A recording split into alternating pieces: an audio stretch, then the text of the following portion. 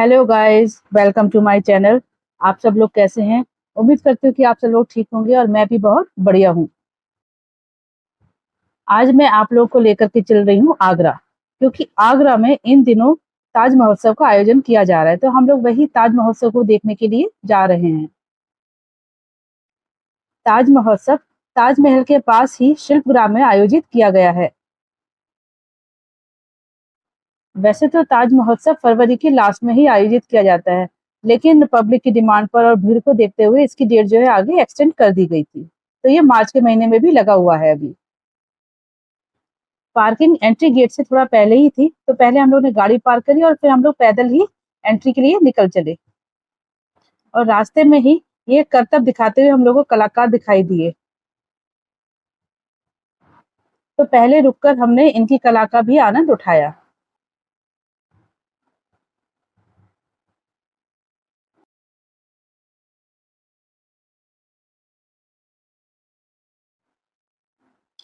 और जाते समय फुटपाथ पर ही कुछ छोटी-छोटी स्टॉल्स लगी थी, जैसे आर्टिफिशियल ज्वेलरी की, कुछ-कुछ मतलब आइटम उन्होंने लगाए थे, बच्चों के खिलौने, इस टाइप से कुछ ना कुछ स्टॉल्स रास्ते में लगी हुई थी।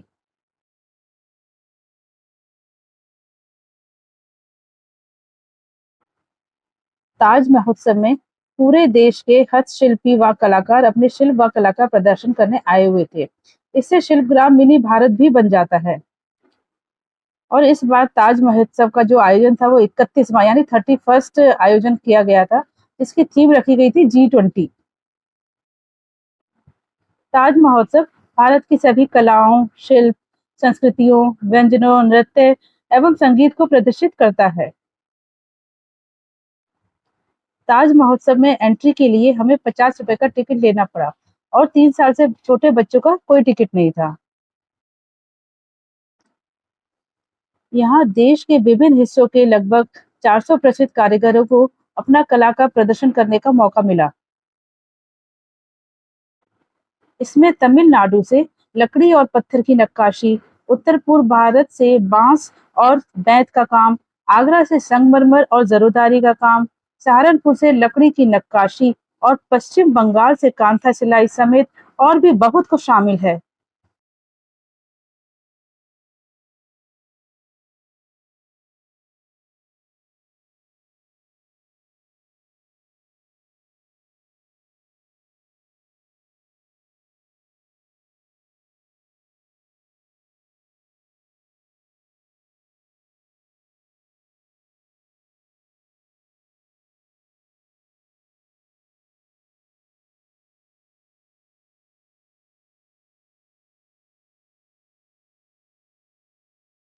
वैसे तो ताज महोत्सव 1992 में शुरू किया गया था और ये हर साल ही मनाया जाता है।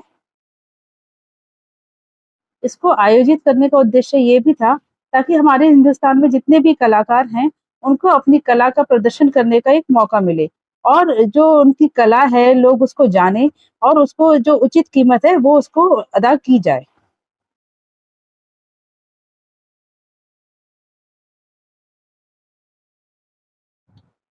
यहाँ पर वुड के बहुत ही सुंदर-सुंदर आइटम थे। किचन का आइटम्स थे, सोफा था, चेयर्स थी, आराम कुर्सी, डाइनिंग टेबल मतलब आपको जो भी आइटम चाहिए अपने घर में रखने के लिए वो सभी आइटम यहाँ पर थे।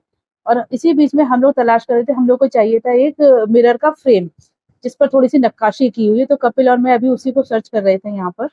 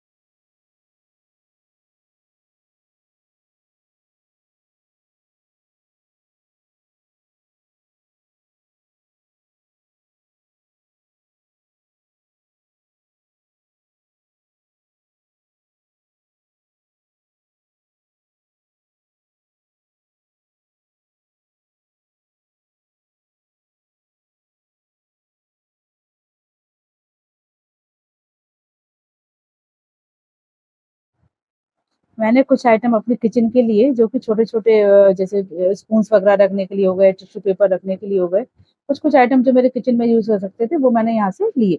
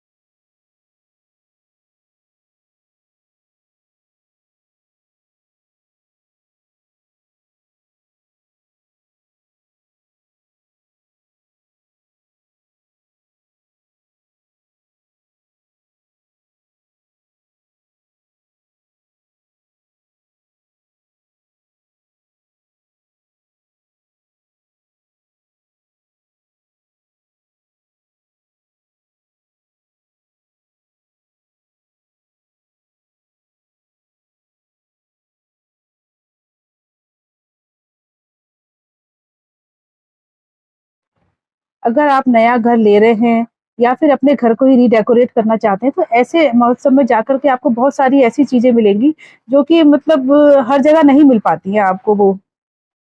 कुछ यूनिक पीसेज़ होते हैं वो। और जब यूनिक पीसेज़ घर में लगे होते हैं, सजे होते हैं, तब तो उनकी बात ही अलग होती है। जो कोई भी आता है पूछते हैं, "अरे! ये आपने कहाँ से लिया?" तब आप गर्व से कहिए कि जी हमने ताज महोत्सव से लिया और इसको लेने के लिए हम स्पेशली आगरा गए थे।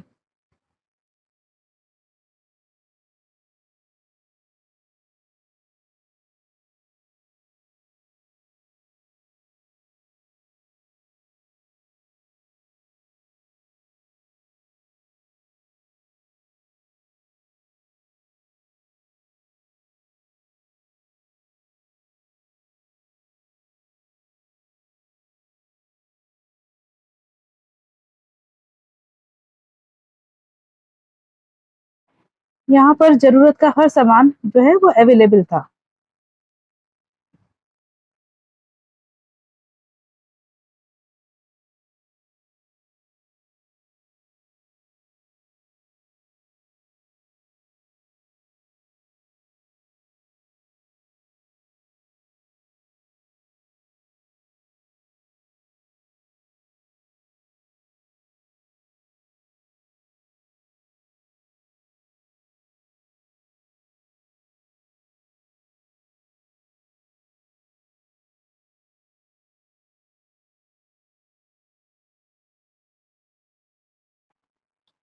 और हर आइटम को देख कर के लग रहा था कि ये भी ले लो, वो भी ले लो, लेकिन ये तो पॉसिबल नहीं है।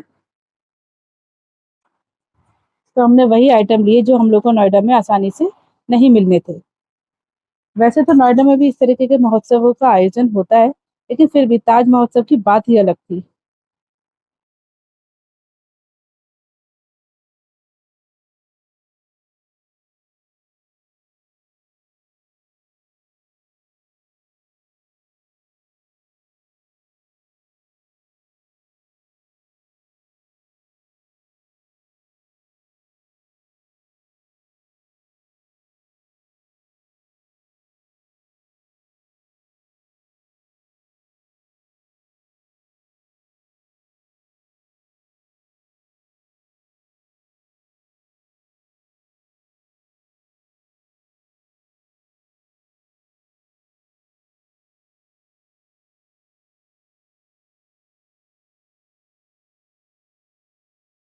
फाइनली जिस आइटम की हम तलाश कर रहे थे, यानी कि मिरर के फ्रेम की, वो हमको मिल गया और हम लोगों ने तुरंत ही उसको खरीद लिया। बड़े ही रीजनेबल रेट पर वो हम लोगों को मिल गया था।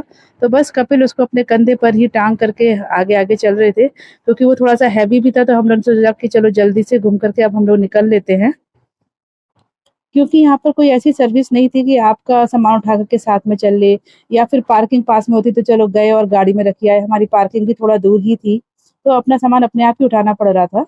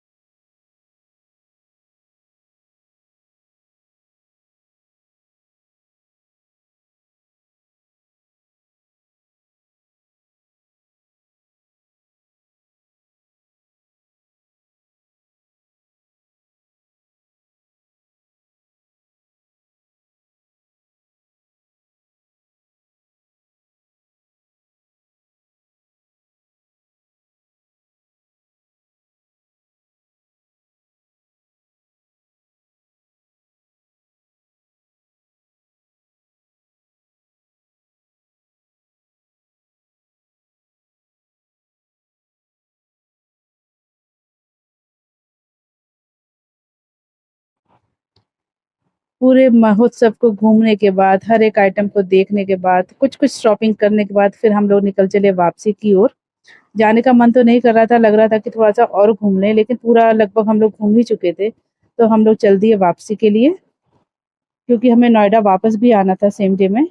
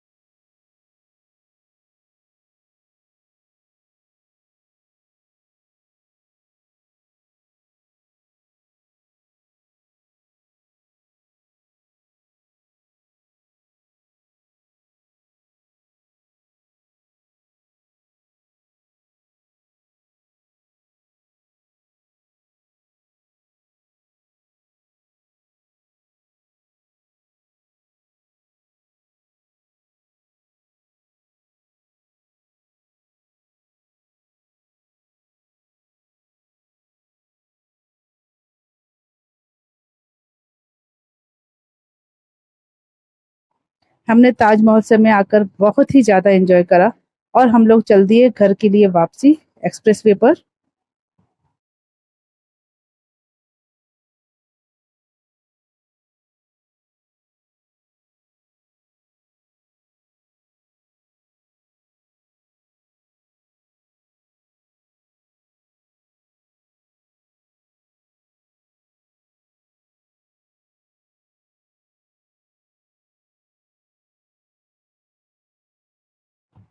और वापस आते समय हमने देखा कि कैसे एक लड़का अपनी जान को जोखिम में डाल करके ऑटो के पीछे लटका हुआ है। उसको बिल्कुल भी अपनी जान का डर नहीं है और पता नहीं क्या पकड़ा हुआ है उसने, बड़े अजीब तरीके से, कभी इधर हो रहा है कभी उधर हो रहा है, टंगा हुआ है वो एक तरीके से ऑटो पर।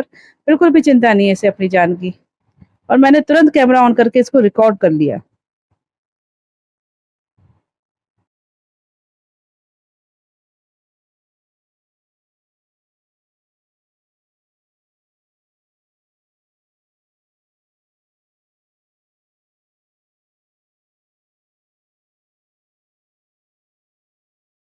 गाइज इसी के साथ ही मैं अपने ब्लॉग को यहीं पर खत्म करती हूँ। अगर आप लोगों को पसंद आया तो लाइक और सब्सक्राइब जरूर कीजिएगा और कमेंट करना तो बिल्कुल मत भूलिएगा। और अगर मौका लगे तो नेक्स्ट ईयर आप ताज महोत्सव जरूर घूमने जाइएगा। Thank you.